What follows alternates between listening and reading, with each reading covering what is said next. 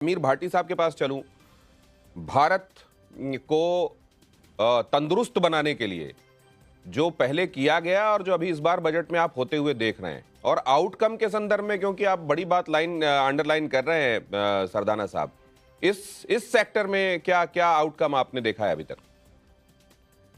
देखिए, अभी हाल फिलहाल में देखें तो आयुष्मान भारत का जैसा हम देख रहे हैं, इंश्योरेंस का उसका दायरा बड़ा है। उसमें सीनियर सिटीजन्स को खास तौर पे हमारे 70 साल या उनसे अबव वाले एज ग्रुप के, चाहे उनका कोई भी इकोनॉमिक बैकग्राउंड हो, उनको इंक्लूड किया गया, जो कि एक काफ़ी बेहतर स्कीम रही है। बट उसका भी और ठीक तरीके से इम्प्लीमेंटेशन होना ज़रूरी है, क्योंकि कई बार कई कॉरपोरेट हॉस्पिटल में, हेल्थ केयर ऑर्गेनाइजेशन में वो ठीक तरीके से स्कीम लागू नहीं होती। समीर, आपकी बात को आगे बढ़ाने के पहले आपको ये बता दूं कि 350 अंक के आसपास सेंसेक्स में इजाफा दिख रहा है। जब शुरुआत हुई थी तो फ्लैट था या डाउन था, अब बढ़ गया है।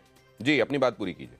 जी बिल्कुल। और दूसरा, अगर पिछली बार के बजट की बात करें तो जैसा कि हमारा एचपीवी वैक्सीन का रोल आउट इस बार होना है। एचपीवी वैक्सीन वही जो कैंसर प्रिवेंशन के लिए है, जो कि खासतौर पे हमारी छोटी बच्चियों के लिए और महिलाओं के लिए, जैसे भारत में कैंसर काफी ज्यादा बढ़ रहा है। इसमें एक चीज और है जो फिलहाल अभी हमारी हेल्थ पॉलिसीज बनी हुई है, जिसमें सबसे जो अहम रोल प्ले करती है वो नेशनल हेल्थ मिशन, जिसके अंदर रूरल और अर्बन एरियाज दोनों इंक्लूड हो जाता है। तो अब रूरल एरियाज में तो जैसे इंफ्रास्ट्रक्चर की बात की जा रही है, बाकी अगर इसमें देखें हमारी नेशनल हेल्थ मिशन के अंदर, इसमें नॉन कम्युनिकेबल डिजीज पे मैं समझता हूं कि थोड़ा और अधिक ध्यान देने की जरूरत है, जो कि जीवन शैली से संबंधित बीमारियां हैं। देखिए, अगर ओवरऑल हम हेल्थ बजट की बात करें तो हमारा ज्यादा जो बर्डन है डिजीज का ग्राफ, मतलब बीमारियों के कॉम्प्लिकेशन को इलाज में खर्च हो रहा है। बट जितना अगर स्क्रीनिंग प्रिवेंशन के ऊपर ध्यान दिया जाएगा, जिस तरह से अभी एचपीवी वैक्सीन को भी रोल आउट किया जा रहा है, तो उतना हम जो डिजीज का बर्डन है उसको कम कर पाएंगे।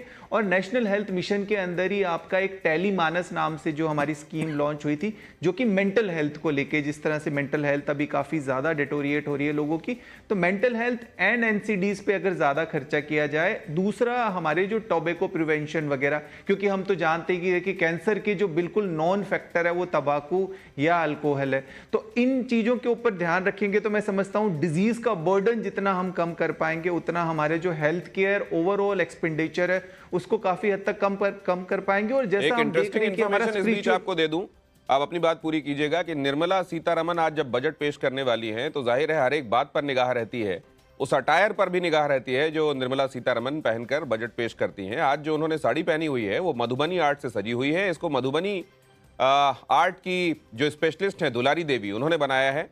2021 में पद्मश्री उनको मिल चुका है। और निर्मला सीतारमण जब मिथिला आर्ट इंस्टीट्यूट का दौरा करने गई थी तो दुलारी देवी ने उन्हें साड़ी गिफ्ट की थी और ये कहा था कि जब आप बजट अगली बार पेश करें तो इसे जरूर पहने, और आग्रह वो निर्मला सीतारमण ने स्वीकारा और आज उसी साड़ी के साथ वो बजट पेश करने वाली हैं। ये हैं निर्मला सीतारमण को ये साड़ी गिफ्ट करने वाली दुलारी देवी।